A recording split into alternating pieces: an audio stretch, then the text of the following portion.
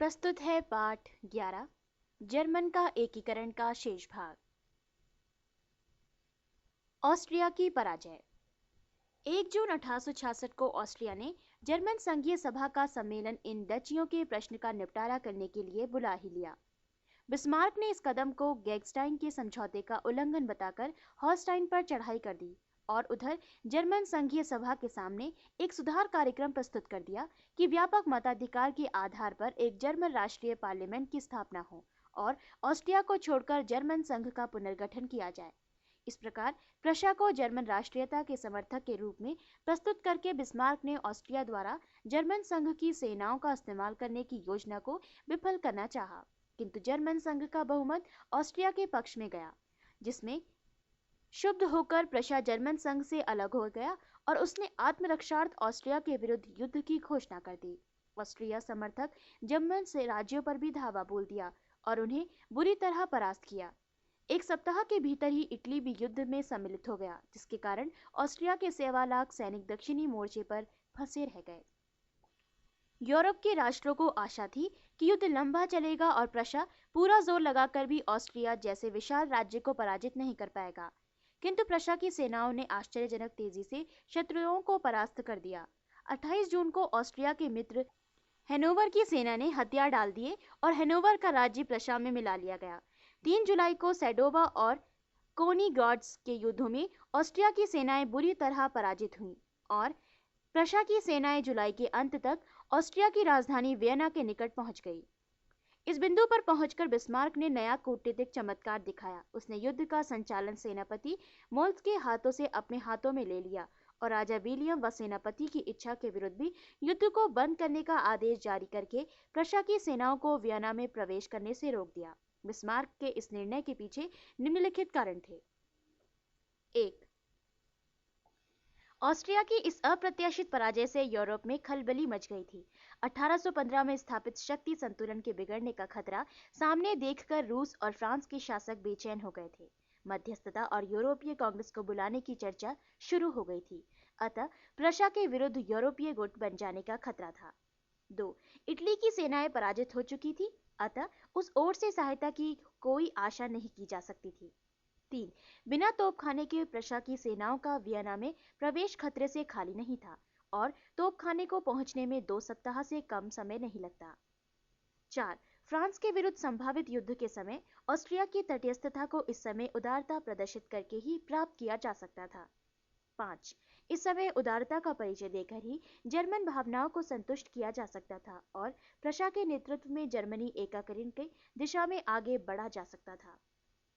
इन सब उद्देश्यों को ध्यान में रखकर बिस्मार्क ने अपनी ओर से ही युद्ध को बंद करने की घोषणा कर दी और ऑस्ट्रिया के साथ संधि वार्ता भी आरंभ कर दी, जिसके फलस्वरूप प्रशा से संधि हुई। इस संधि की मुख्य शर्त इस प्रकार थी। 1. प्रशा ने ऑस्ट्रिया से भूभाग की मांग नहीं की, केवल हल्की से युद्ध हट जाने की रकम मांगी। 2. 1815 में स्थापित जर्मन संघ को समाप्त कर दिया गया। 3. वेनेशिया का प्रांत इटली को सौंप दिया गया। 4. ऑस्ट्रिया जर्मनी के पुनर्गठन से अलग हो गया। 5. हैनोवर जैसे कैसल, नासो तथा श्लेस्विग हॉलस्टाइन प्रशा को मिल गए। 6. प्रशा के नेतृत्व में मैन नदी के उत्तर में जर्मन परिसंघ की स्थापना की गई। 7. दक्षिण जर्मनी की रियासतों को स्वतंत्र छोड़ दिया गया। इस संधि के फलस्वरूप प्रशा को 50 लाख जनसंख्या के साथ 25,000 वर्ग मील नया क्षेत्र प्राप्त हुआ और वो जर्मनी के 2/3 क्षेत्र का स्वामी बन गया। प्रशा का राज्य राइन नदी से बाल्टिक सागर तक फैल गया। बिस्मार्क की इस अभूतपूर्व सफलता से अभिभूत होकर प्रशा की संसद के उदारवादी बहुमत ने पिछले 4 सालों से रोके हुए सैनिक अनुदान पर अपनी स्वीकृति की मोहर लगा दी और वो बिस्मार्क की प्रशंसा के गीत गाने लगे। फ्रांस का कूटनीतिक घेराव। प्रशा के इस उत्कृष्ट से फ्रांस के शासक चिंतित हो उठे। नेपोलियन तृतीय ने उत्तरी जर्मन राज्य संघ प्रशा तथा दक्षिणी जर्मनी के राज्यों के बीच फूट डालने की दिशा में कूटनीतिक प्रयत्न शुरू कर दिए। उसने दक्षिण के जर्मनी राज्य को प्रशा के विरुद्ध भड़काकर अपने प्रभाव क्षेत्र में लाने की कोशिश की। साथ ही उसने बिस्मार्क पर यह दबाव डालना भी शुरू कर दिया कि बियारित्ज में दिए गए अपने वचन को पूरा करने के लिए वो फ्रांस को कोई ना कोई भूभाग अवश्य दिलाए। बिस्मार्क इस स्थिति के लिए पहले से तैयार था। बिस्मार्क की तो पहले से धारणा थी कि ऑस्ट्रिया के पश्चात फ्रांस से युद्ध छिड़ना अवश्यंभावी है, क्योंकि फ्रांस की पराजय के बिना जर्मनी का पूर्ण एकीकरण संभव नहीं होगा। अतः उसने भी फ्रांस के विरुद्ध युद्ध की तैयारियां प्रारंभ कर दी। उत्तरी जर्मन संघ की सेनाओं को भी प्रशा की सेनाओं के समान ही प्रशिक्षण देकर सुसज्जित कर दिया गया। युद्ध छेड़ने के पूर्व उसने फ्रांस को मित्रविहीन बनाने के लिए निम्नलिखित कूटनीतिक पग उठाए। 1. बिस्मार्क बियारित्ज की संधि के अंतर्गत फ्रांस को भूभाग देने के बारे में नेपोलियन की इच्छा जानने के लिए वार्ता चलाता रहा। 2. नेपोलियन ने बेल्जियम को पाने की इच्छा प्रकट की तो उसका ढिंडोरा पीटकर बिस्मार्क ने इंग्लैंड को फ्रांस से विमुख कर दिया। 3. नेपोलियन दक्षिणी जर्मनी का पेल्टिनेट क्षेत्र लेना चाहता है। ये प्रचार करके उसने दक्षिणी जर्मन राज्यों के मन में फ्रांस के प्रति भय उत्पन्न कर दिया और उन्हें सुरक्षा का आश्वासन देकर ये संधि कर ली कि फ्रांस से युद्ध छिड़ने की स्थिति में प्रशा दक्षिणी जर्मन राज्यों की सेनाओं का उपयोग कर सकता है। 4. फ्रांस की सेनाएं रोम में डटी होने के कारण इटली के एकीकरण में बाधा बनी हुई थी। अतः बिस्मार्क ने इटली को लालच दिया कि प्रशा से युद्ध छिड़ने की स्थिति में फ्रांस को रोम से अपनी सेनाओं को वापस बुलाना ही पड़ेगा, जिससे इटली के लिए रोम पर कब्जा करना बहुत आसान हो जाएगा। 5. रूस 1856 की पेरिस संधि की काला सागर संबंधी धाराओं का उल्लंघन करना चाहता था। उसके इस कृत्य का प्रशा ने पूर्ण समर्थन करने का आश्वासन देकर उसकी तटस्थता प्राप्त कर ली। 6. ऑस्ट्रिया को प्राग की संधि में उदार शर्तें पेश करके बिस्मार्क ने उसे पहले ही अपने प्रति नरम कर लिया था। इधर ऑस्ट्रिया को रूस के हमले का डर बना रहता था, अतः उसका तटस्थ रहना सुनिश्चित हो गया। फ्रांस से युद्ध। इस प्रकार फ्रांस को चारों ओर से मित्रविहीन करके बिस्मार्क ने युद्ध का बहाना खोजना प्रारंभ किया। उसके सौभाग्य से स्पेन की गद्दी के उत्तराधिकारी के प्रश्न ने उसे ये मनचाहा अवसर प्रदान भी कर दिया। 1868 में स्पेन की जनता ने अपनी रानी द्वितीय इसाबेला के विरुद्ध क्रांति करके उसे सिंहासन पदच्युत कर दिया। अब वो अपने लिए कोई नया शासक किसी यूरोपीय राजवंश में खोजने लगे। फ्रांस के बूर्बा वंश के किसी प्रतिनिधि को वो अपनाने को तैयार नहीं थे। अंत में उन्होंने प्रशा के राजा विलियम के एक संबंधी राजकुमारी लियोपोल्ड को राजपद का निमंत्रण भेजा। पहले उसने अस्वीकार कर दिया, किंतु फिर शायद बिस्मार्क के दबाव में स्वीकार कर लिया। इसकी सूचना पाते ही फ्रांस में जन क्षोभ का ज्वार उमड़ पड़ा। प्रशा के द्वारा फ्रांस को दोनों ओर से घेरने के षड्यंत्र का भय दिखाया जाने लगा। फ्रांसीसी जनता की मांग पर नेपोलियन तृतीय ने प्रशा के राजा विलियम से प्रार्थना की कि वो लियोपोल्ड को स्पेन की राजगद्दी का निमंत्रण स्वीकार न करने का परामर्श दे।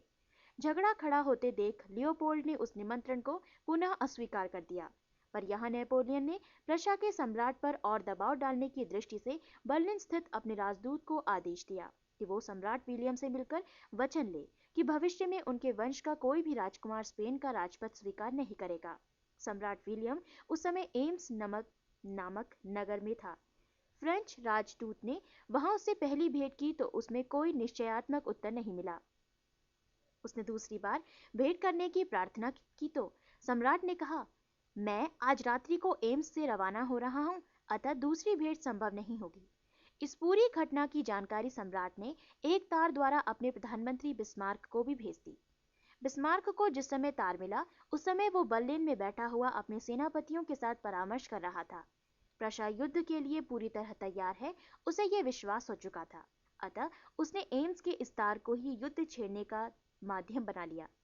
बिस्मार्क ने एम्स के तार के शब्दों में कुछ ऐसा परिवर्तन करके समाचार पत्रों में प्रकाशित करा दिया कि प्रशा के लोगों ने समझा कि फ्रेंच राजदूतों ने हमारे सम्राट का अपमान किया है और पेरिस वासियों ने समझा कि हमारे राजदूत को अपमानित किया गया है।